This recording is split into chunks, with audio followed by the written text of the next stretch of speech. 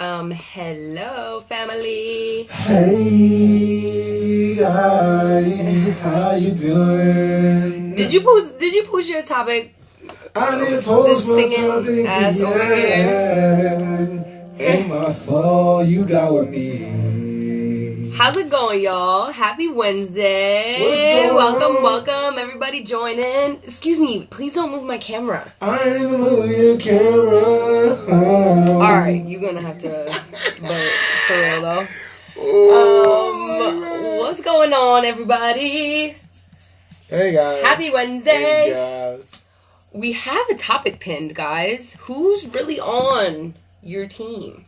On your squad. Your squad. Gang. How'd you pick them? Why'd you pick them?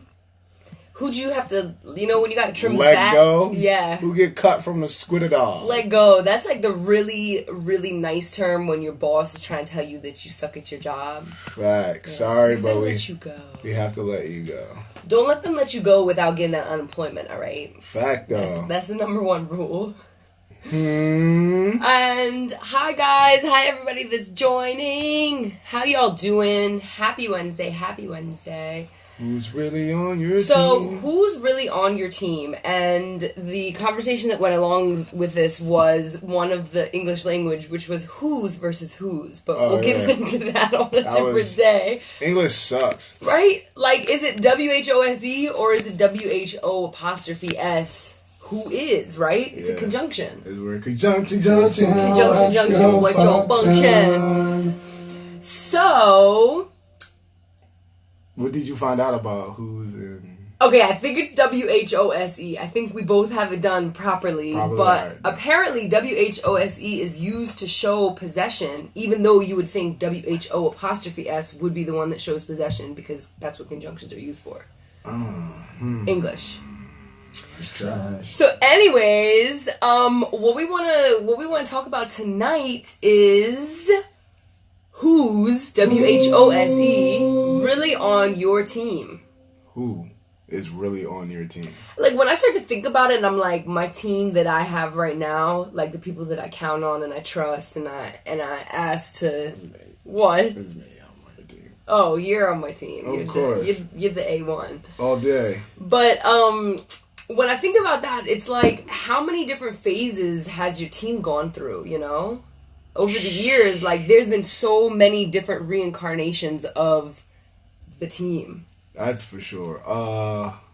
Just even it could be from months to years. You know what I'm saying? But I think a great team. But if you look at sports, it's kind of always changing. Actually, it always changes. Yeah.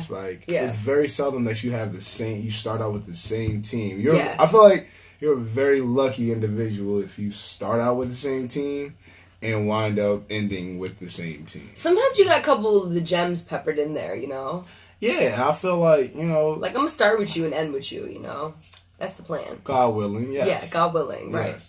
I think that, like sports tems, you know what I'm saying? Sometimes players get traded, and sometimes they come right back. So it's like, that's kind of with life. Yeah. Yeah, definitely. I think it's always time, and people just always transform their ideas and thoughts, and sometimes creatively things work and sometimes they don't. How often do people come back though? Like, they might get traded away, but I feel like sometimes when people get traded away, it's kind of because like they needed to. They weren't either they weren't happy with. Hello, what's going everybody? on, y'all? Everybody popping in and popping out. I think either they weren't happy with the situation, or management wasn't happy with the situation. Is management you? It could be your team. Yeah. Depending on how many people are on your team. So what do you do in a situation when you feel like that arises? When you're like, I feel like this person is like kind of, it's always awkward when you feel like you have somebody that isn't working with either with the greater good or with you personally or whatever it is, and you're like, ooh, we might have to go our separate ways. That's always an awkward thing, because it's like, if you're the one that's leaving, in a way, it's kind of like you or you're the one that's pulling back. It's kind of like you're the one to blame in a way. Does that make sense? I feel like you're the one that's deciding to leave the relationship, kind of. Right. I feel like there is.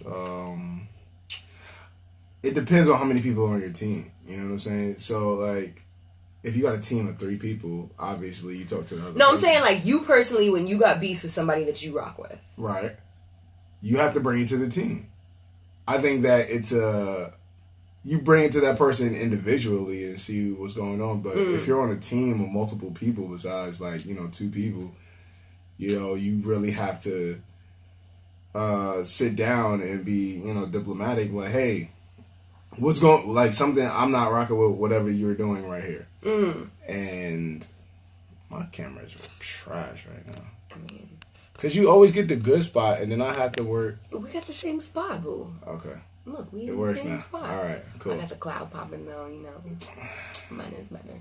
Anyway, so yeah, I think that team there's a lot of things that goes into team. Like you have to have team. Like people don't really exercise team building exercises. Like that's why they have those rooms, those escape rooms. And, I've never done that. It'll be dope. I always see it and I'm always like, oh, I should do it. We should do it. And then you also have like basketball players that go to dinner together. They'll do just regular things together, but it's actually team building. You gotta meet and do that. You know what I'm saying? Hi, Memes. What's poppin', boo? Yeah. So yeah, I mean, it's team building it's how you get to know how the other people on your team tick. Mm-hmm. You know what I'm saying? So if you're on a team with people that you don't know, you gotta get to know them, and then if you guys meet a bump or something along the way in a row, you gotta try to figure it out, and you gotta see if that person is even willing to figure it out. You got teams like in the workforce, and sometimes there'll be people you don't really like, so that essentially lowers your productivity when your team isn't. You don't feel like somebody has your back on your team. That's what I was asking about, is how do you handle the situations when people aren't really rocking with each other? And let's see. Like if you aren't rocking with somebody, I know I've been in this situation before where it's like, I'm not trying to cause a ripple in the pool, but you have to. It's hard to work with somebody when there are kind of issues in the relationship that you haven't been able to talk about. Yeah. So I guess personally what I do, which I guess in the past isn't maybe not the most healthy, but what I typically do is just go somewhere else.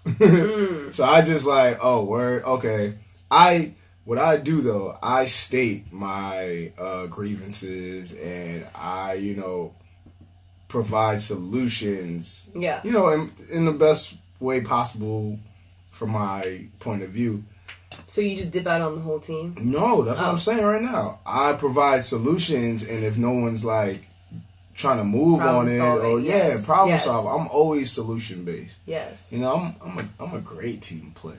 Yes. But if it's not working, and you don't really, if your teammates don't want to, if your team doesn't have the same goal, there's no point in being a team. You know what I'm saying? It's like, I just like basketball, so there's a lot of basketball references in here. But if your team isn't trying to score buckets, you know what I'm saying, and one guy's just trying to get his own personal stats up, and it will never work. It's not a team. It's not a team thing. Yeah, it would never work. That person's not on your team. I can tell you that. Right. So the thing that I've found in the past is when I'm building my team around the work that I'm doing, so it's different to be a part of a team, and then it's different to be the head of a team. Okay. Right? Right. So it's different to be the orchestrator of the team. Very different. Or it's different to just be a participant on the team. It's a very different role. And I've found situations when I'm being the orchestrator of the team, it can be really hard to manage the different communications that people have within that group. Okay. Like you're saying, if somebody's not doing it for the greater good, or if people do have issues with each other and they're trying to like hash it out and stuff, right. and you're the one who's the mediator for everybody. Right. So you have to be not only diplomatic, but you're also trying to keep your best interests in mind at the same time, because you have a goal to get, you have a job to get done, you know? Right. It's also very important to know your role on your team. For sure. What I'm saying? Because I feel like, this is a question. Are you actually... Tell us, y'all. Are you actually part of the team if you're, managing or orchestrating who's on the team? So it's like the coach. Is the coach on the team? No. But I think of it of a point of view of like a team of people that work for me in the work that I do. So I am a part of that team. Yeah. So, yeah, I guess the question is yes. The coach is a part of the team because it's like... Is the coach a part of the team? Yeah, because if you look at it like managerial positions and stuff, they have to get the right people on the team. You know what I'm saying? So it's like you're essentially working. They're like a part of it. They're a part of it. Yeah. And so the thing that I've had conversations with people about is getting people who have their own lives and their professions and are really good at what they do to rock with the work that I do. So it's basically like you have your whole own life that you live, and I want you to come and do your work that you do with me. Right. And that's an interesting thing to navigate as well, because it's like you want people, there's a difference between having like a lawyer on retention on your team, or having a graphic designer who is on your team versus a graphic designer who does like a one-off for your projects that you need help on, right? There's a difference in having that person who's always consistently a part of the work that you're doing, and they're always making themselves available for the things that your team requires. Interesting. Right? So there's like a piece of like of trust, consistency, follow through. Right. They're obviously delivering whatever they're supposed to be delivering, and it's obviously in line with what the team's agenda is, So it's pretty much levels. It's levels to... It's definitely levels. To who's on the team and who does what. Obviously people that are more involved with, getting the goal accomplished, they have a bigger role to play on your team. Yeah, but the thing that I've had trouble with in the past is finding, like, I have a million network connections for people who do, like, one-off jobs, Anything, like, lawyer to graphic designer to makeup artist or whatever, like, a million things. But having those people be around, the people that go through you with time and through the progression of whatever you're working on. Remember, this could be anything from, like, gardening to painting your nails to making music to smoothie and avocado toast or whatever.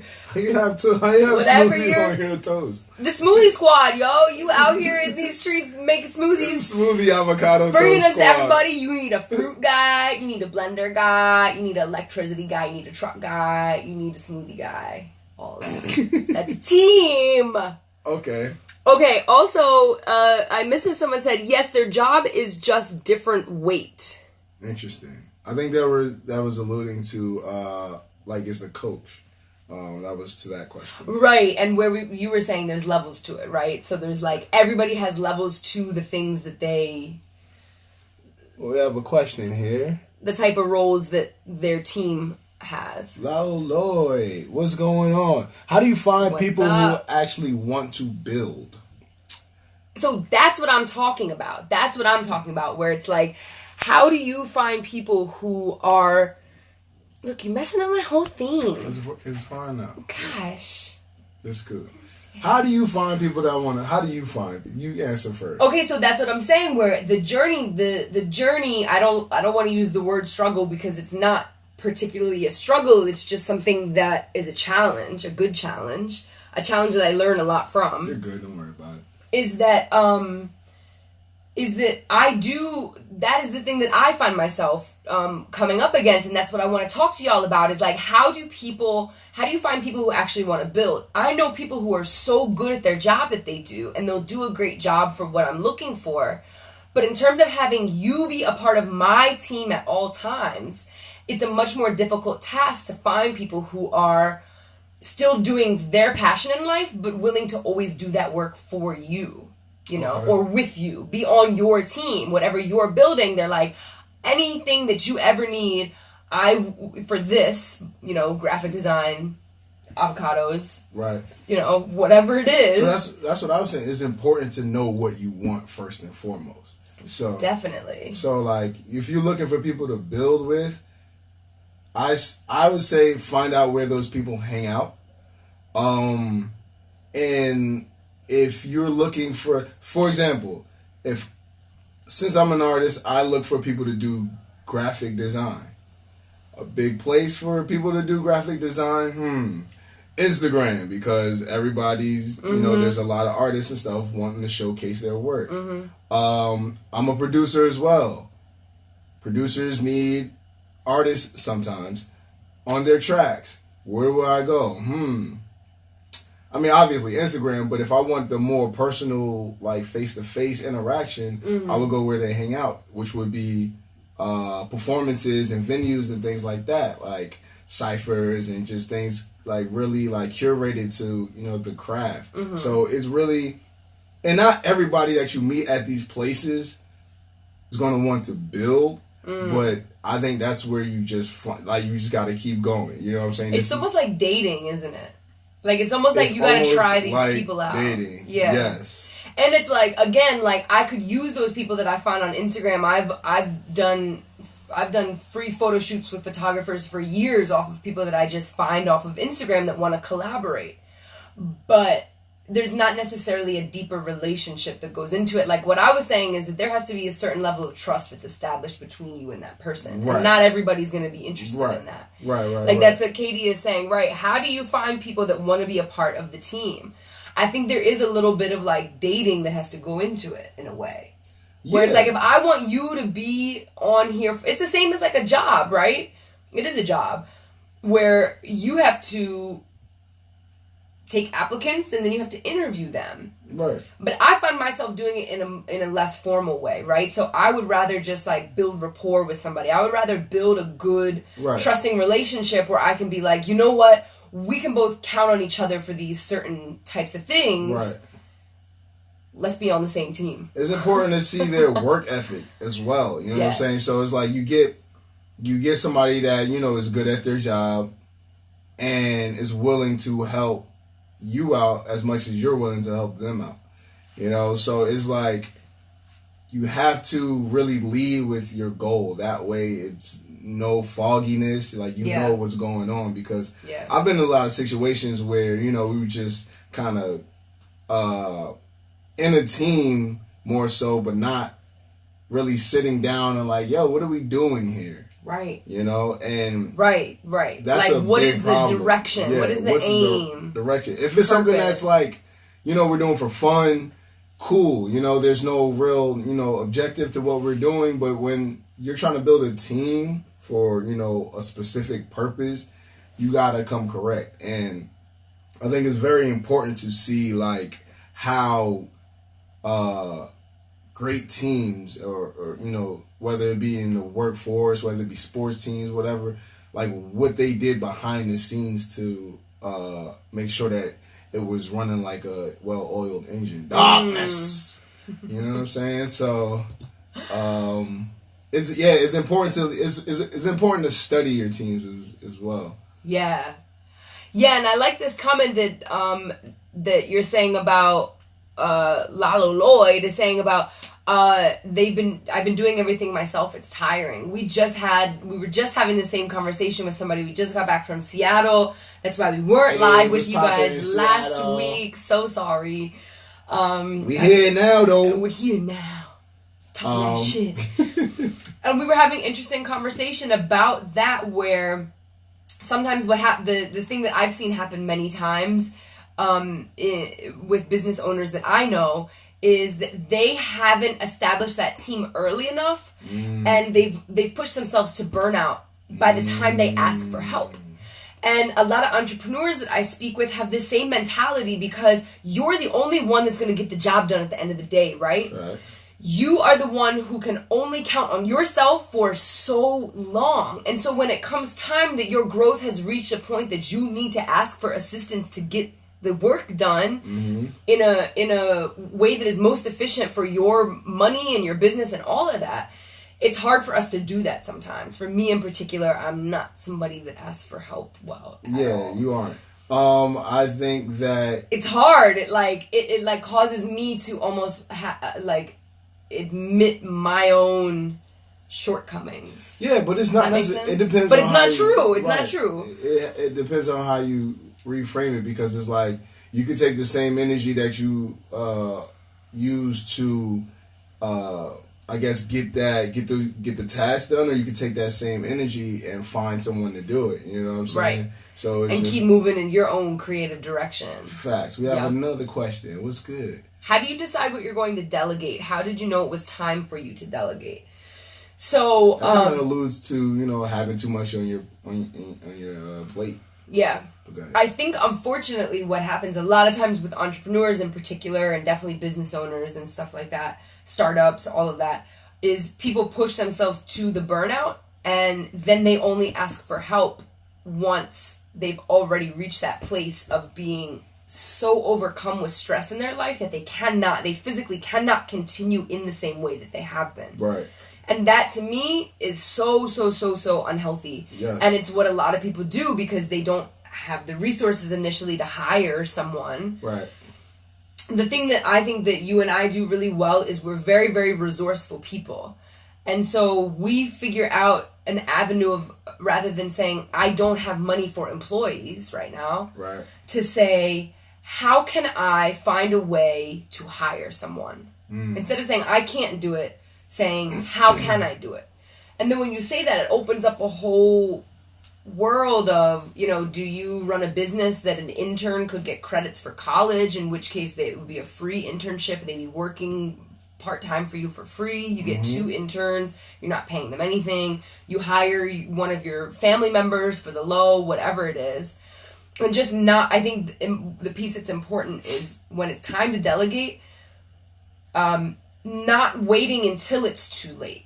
Like, not waiting until you've pushed yourself totally to the brink of exhaustion, right, and then being like, okay, I need help. Right. Stopping before that and saying, the thing that I study some people who are like mindset masters, and one of the things that one of the people I follow talks about is about how you shouldn't be doing a job that is someone else's job.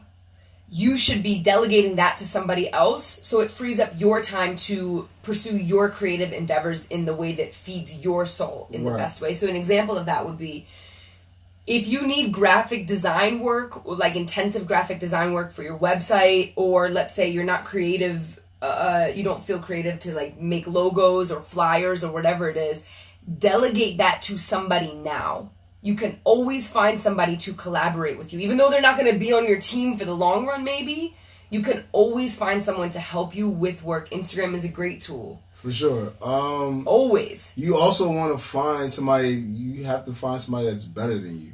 Essentially, you want to, like, this is for if you're, like, creating a team, I guess. If you're being the main one for your team. You want to find all of the things you need, and essentially all of these people have to do it better than you. That's really like the trick to like a coach. A coach can't play better than the players, but he knows or she knows how to bring do the job. These players together to get that objective done, which is, to win. So yeah, it's very important to, like Shauna said, be open to opportunities. And just really usher it in. Like, yo, all right, I got to find somebody to do this, because if you keep doing it, then essentially, the passion goes away. Yes. And like, it becomes a job. It becomes a job. And then it's like, what am I here for? What's this team for? Like, make sure that you do not become jaded. I tell all the homies that, like, don't get jaded, because I see a lot of people and they get jaded AF. So maybe that answers your question in a way, Katie, where it's like, if you feel yourself getting to that place of feeling like maybe you're being jaded in a way, like burnt out, jaded, overworked, stress, lack of passion, all of those things are red flags for you to be like, delegate. Find the things that you don't want to be doing and delegate it to someone else. If that's writing your newsletter, or if that's, like I said, doing your website or whatever. The things that make entrepreneurship really, really hard to get the ball rolling is that you're doing all these jobs that you don't know how the hell to do. Right. I've had to earn my own degree in marketing just based off of self-education in YouTube University, you know? Right. Because no one else is doing it for me right now. And I actually enjoy learning about marketing. I actually enjoy learning about financial literacy. And so I do those things. That's the passion. That's the passion of, trying to get your objectives completed and things like that. But at the end of the day, you don't want to be known as, the marketer. You know what I'm saying? You're learning that because it's a tool that you need at the moment. When it's time to delegate that, you're like, oh, wow, you're really good at this. Yeah. Just, can you do it for me? I'll pay you. You right. know what I'm saying? But, when it's time, you'll know. I feel like you got to get that ball rolling first and get the snowball momentum. Right. And Sean, I'm trying to see what Sean is saying here. Sometimes it's difficult for type A personalities, which many of us have, to pass along the control or feel less than when they can do everything. Yeah, totally. I'm never like that. But I love talking about this topic because this stuff is the challenge, right? I don't want to use the word struggle. This is a challenge in a positive way. This is a challenge that will expand your limits that you understand of yourself, right? Right. And so I've had to face these things of letting go of control and letting other people do things for me when I'm a perfectionist, and delegating and choosing leadership and all of those types of things, and becoming the leader of your own movement, which empowers other people to become part of that with you. So that's a kind of like, it's something that actually allows you to learn more about yourself as you're challenged to step up and do that. Right. How do you overcome the fear of hiring someone, like that you can't afford it, step into a higher position, leaving less important things for someone else? So, like that you can afford it. Like can you afford it, stepping into a higher position and leaving less important things for someone else? So those are the things that I've experienced. Maybe you can speak on this, but those are like the growing pains. Yeah, like, so the overcoming the fear of hiring someone is just like, they have to eat. So you really just have to find someone that has done the work that you're asking for them. Pretty much they'll have like a great portfolio, right? Check out their portfolio / resume, whatever, and it's like, oh, this person is great for this job. And if you have that fear, start them off with something small, a small task. You know what I'm saying? If they complete that, but if somebody is if someone's highly qualified, then that would mean that maybe it would be less affordable for you. How do you deal with that? Well, then you're gonna have to take a risk, and that's kind of what being an entrepreneur is really about, and a business owner. You have to take that risk and just you got to jump. Like, weigh whether or not it's worth the investment for you for the product or the service that you're looking to receive. Right.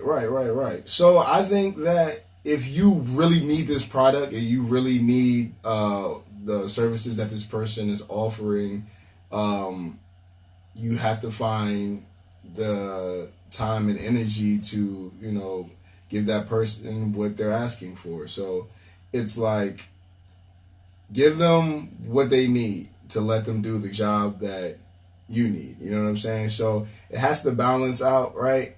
And you really just look at this future employee as someone who is, part of your team, part of your family. So you look at them like, hey, what have you done? Want them to eat. Yeah, you want them to eat, and you also have to look at their past and see what they have done. If they're new to the game and, you know, they're hungry, meaning they want to prove themselves, then that might be even better than an experienced team player. You know what I'm saying? Hi, Kayla. What's up, girl? What's good, everybody? Everybody. Yeah, Shauna says trial and error.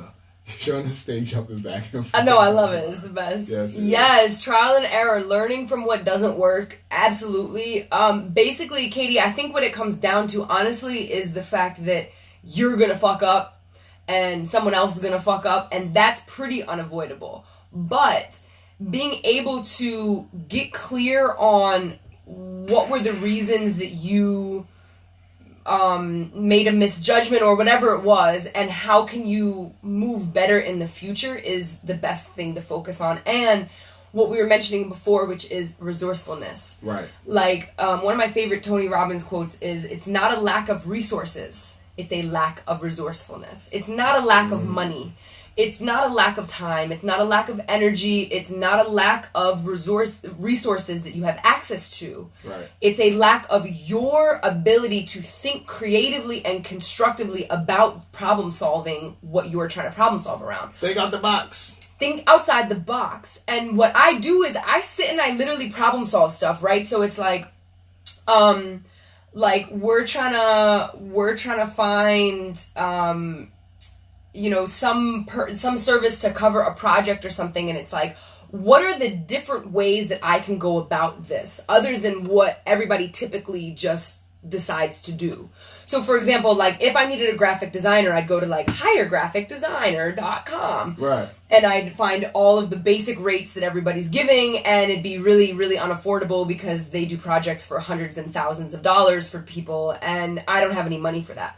Or, like he said, I can go on Instagram, I can search the hashtag graphic designer New York City, I can see who comes up, I can message 20 people explaining them the project that I'm doing. I love your work, I'd love to collaborate and help you build your portfolio, let me know what the options are. And this is something I've done in the past and gotten hundreds of dollars worth of free services. Right, just reach out. That's just reaching out. Reaching out, you know what I'm saying? Being resourceful. And touch somebody. Because you never know what a person's response will be to your inquiry until you ask, right? Facts.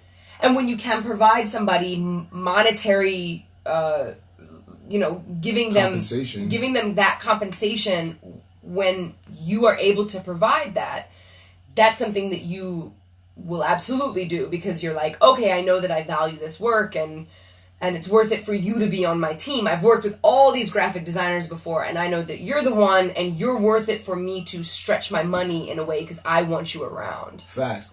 I also want to bring up a fact that sometimes, you know, you think that having a lot of people on your team may benefit your team, but I found out sometimes that's not even true.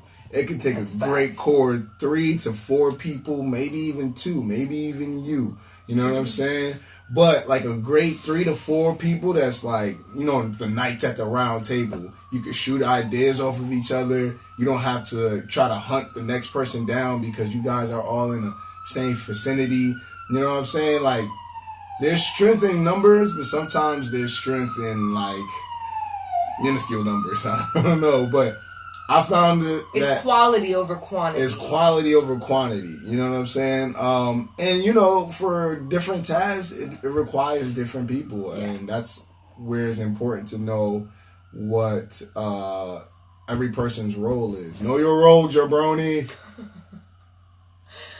Yeah, I agree with that too, because I've had the same situation where it's like, you know, you feel like you want a lot of people around, and what you realize is you have a bunch of acquaintances rather than people that you could really, like, trust your life and your money and your moves with, you know? Mm-hmm. And when you're building a business from the ground up, that's something that is really, or building your life from the ground up, rather. It doesn't even have to be a business. It's something that is really important to have those people around you that you could call. And like, what's the joint that they do on, what we were listening to the other day when they like call and they're like, babe, I'm in the ambulance right now. Can you come from work? Hot 97 has... It's something in the morning. It's like... It's Ebro in the morning. It's Ebro in the morning. It is Ebro in the morning. It's Ebro in the morning, and they like... It's like, what is it? Like Love or... Yeah, it's like some... Y'all have all probably heard it, but it's where it's Ride or Die. That's what it is. That's what it's called? Yeah, it's Ride or Die. Basically where they have you on the line and you call your bae, whoever it is, and this guy's like, I'm in the ambulance, my heart. He was saying something like, my heart. I need you to come right away. And she's at work, and she's like, what happened? And she's like, I just got here. And then he's like, and then everybody's like, he's dead, bro. He's dead, bro. And they're like, dang, you really want to come get him? And she's like, I couldn't hear what you guys were saying. Right. It was like she wasn't a ride or die, pretty much. She was not a ride or die. And ride or dies for me, I pride myself in being one, and I pride myself in bringing those around me who are the same type of people. Right. Those are the people that you need on your team. You need somebody who is willing to drop their life to help you out in a time that maybe not so extreme. Right? You don't have to drop your life. I think that what is important though is communication.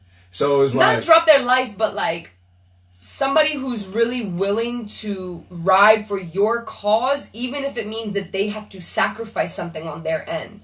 People don't want to be inconvenienced these days. Like if it's not convenient, people aren't about it. And the people that you really need to build a strong team around you are the people who are like, I'm willing to go out of my way for you. Maybe not drop their life, that's dramatic. I'm willing to go out of my way for you. For sure. X, Y, or Z. For sure. Whatever it is. I think people go out of their way when, even on a basic, job, on a team, like a team employment type thing, like they're sacrificing their time and energy for, the boss's dream or the company's goals. Yeah. So, I think going back, I think that the biggest thing for a team is communication. A lot of teams fall off and a lot of teams lose steam and break up and, all of these negative things because there wasn't communication. There was passive aggressiveness going on. There was, people talking behind their back, rumors being spread, a whole bunch of stuff. The biggest thing that makes a team succeed is communication. Like, it's cool if you don't want to do this job. That's fine. But let everyone know where you're at so we can move forward and progress. Mm-hmm. Communication. Yeah. That's it.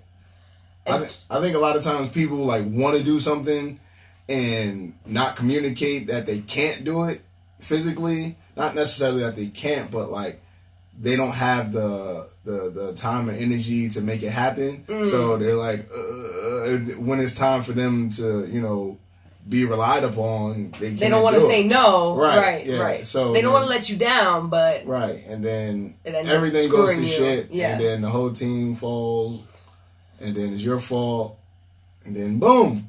So just communicate. Yeah. And Shauna says, as long as you'll both sacrifice for each other. Yes, it's a two-way street. And so what you're... Or three-way street, or four-way street. Yeah, right. And so what you're talking about as well is taking on the leadership role of that team. If you are the person who's forming the team and you hold the leadership role, I think another important thing that I've definitely learned from you is those people are, like you said, sacrificing their time and their energy to bring value to whatever y'all's objective is. Right. And I think it's always good for every person on the team to feel valued in what they're bringing to the situation. Exactly. And so you do this really well because even if somebody has done something slight, you make sure that everybody eats, right? Like you make sure that that individual is paid for the work that they've done. And when you do that, even if somebody